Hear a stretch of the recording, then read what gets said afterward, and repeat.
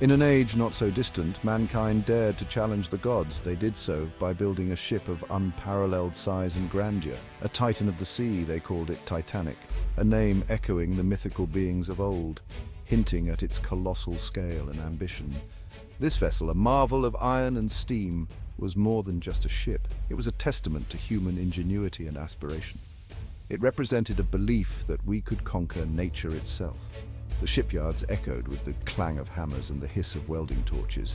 Thousands toiled day and night, pouring their sweat and skill into its creation. From the depths of the earth they extracted iron ore, forging it into the ship's mighty hull. Deep within its belly roared mighty engines, fueled by fire and driven by the relentless pursuit of progress. Titanic was not merely built, it was birthed into existence. A mechanical marvel imbued with the hopes and dreams of a generation. The world watched in awe as this behemoth took shape. News of its construction spread like wildfire, capturing imaginations across continents. It was a symbol of human progress, a floating palace destined to bridge continents and redefine luxury. But even as the Titanic was being celebrated as the pinnacle of human achievement, a sense of foreboding lingered. Whispers of hubris and tempting fate followed the ship's construction. The day of Titanic's maiden voyage dawned bright and clear, a day of celebration of champagne toasts and joyous farewells. As the sun glinted off its polished brass and freshly painted hull, the Titanic embarked on its journey. It sailed from the bustling port of Southampton, carrying with it over 2,200 souls. They were a microcosm of society, a tapestry woven from the wealthy elite, aspiring middle class, and hopeful immigrants seeking a new life. On board, opulence reigned supreme. Grand staircases adorned with intricate carvings led to luxurious cabins and dining halls fit for royalty. Crystal chandeliers cast a warm glow on the velvet-draped lounges where live music filled the air. Passengers marveled at the ship's Turkish baths, swimming pool, and gymnasium, unheard-of luxuries for the time. For a brief moment, it seemed as if the world's worries were left behind on the receding shoreline. The Titanic steamed westward, a self-contained world of elegance and grandeur, gliding effortlessly across the vast expanse of the Atlantic. But the sea, like the gods of old, is a fickle mistress. Even as the Titanic basked in the adulation, a sense of unease began to creep in. Experienced sailors, their skin weathered by years at sea, felt a prickle of apprehension. The North Atlantic in April was known for its unpredictable nature, prone to storms and treacherous icebergs. And yet the Titanic pressed on, its captain confident in his ship's technological superiority, seemingly invincible against the forces of nature. As the Titanic steamed westward, the air grew colder. The laughter and gaiety of the ship's social gatherings couldn't quite dispel the chill that seemed to seep into the very bones of the vessel. Warnings of icebergs crackled over the wireless, their urgency lost in the constant stream of messages. The Titanic, however, maintained its course and speed, seemingly impervious to the dangers lurking beneath the surface. Then, on the night of April 14th, the whispers of fate turned into icy screams.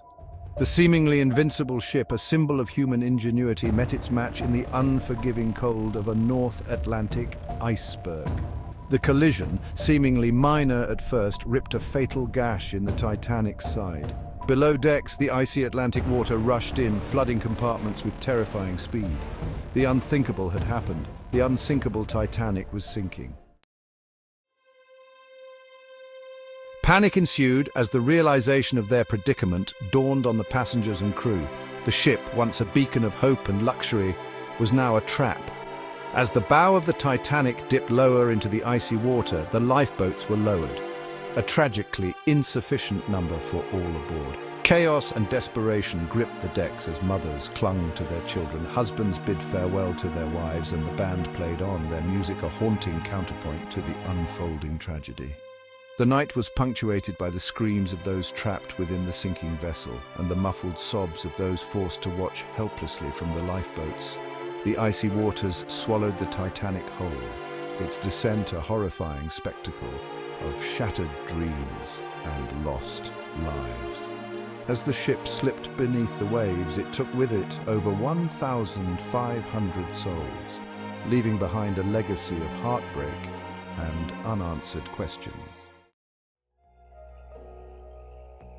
Section 5. Echoes in the abyss. The sinking of the Titanic sent shockwaves across the globe. News of the disaster traveled slowly, carried by telegraph and word of mouth. Disbelief and grief washed over the world as the magnitude of the tragedy became clear. How could a ship deemed unsinkable, a marvel of modern engineering, meet such a tragic end? The exact location where the Titanic met its watery grave remained a mystery for decades. The depths of the North Atlantic, a place of perpetual darkness and crushing pressure, held the secrets of that fateful night. The ship, once a symbol of human ambition, now lay broken and forgotten on the ocean floor, a silent monument to the perils of hubris. Section 6. Searching for answers in the deep. The sinking of the Titanic spawned countless questions and conspiracy theories. Some whispered of curses and bad omens, attributing the disaster to supernatural forces. Others pointed to human error, citing excessive speed and inadequate safety precautions. The allure of the Titanic, however, extended beyond mere curiosity. It became an obsession for some, driving them to seek answers in the abyss. For decades, expeditions attempted to locate the wreck of the Titanic, driven by a desire to understand the events that led to its sinking. Some were motivated by the pursuit of historical truth, others by the hope of recovering lost treasures. But the unforgiving depths of the ocean guarded their secrets jealously, thwarting many attempts with treacherous currents and impenetrable darkness. It wasn't until 1985, over 7 decades after the sinking, that a joint American-French expedition, led by Dr. Robert Ballard, finally located the Titanic's final resting place. Using advanced sonar technology and a remotely operated vehicle named Argo, they captured the first images of the wreckage, revealing a haunting tableau of twisted metal and decaying grandeur. Section 7. The legend endures. The discovery of the wreck rekindled the world's fascination with the Titanic. No longer a figment of imagination or a tragic footnote in history books, the ship's remains offered tangible evidence of that fateful night. The images, beamed around the world, sparked renewed interest and debate, ensuring that the legend of the Titanic would live on. Subsequent expeditions, often met with controversy, sought to recover artifacts from the wreck.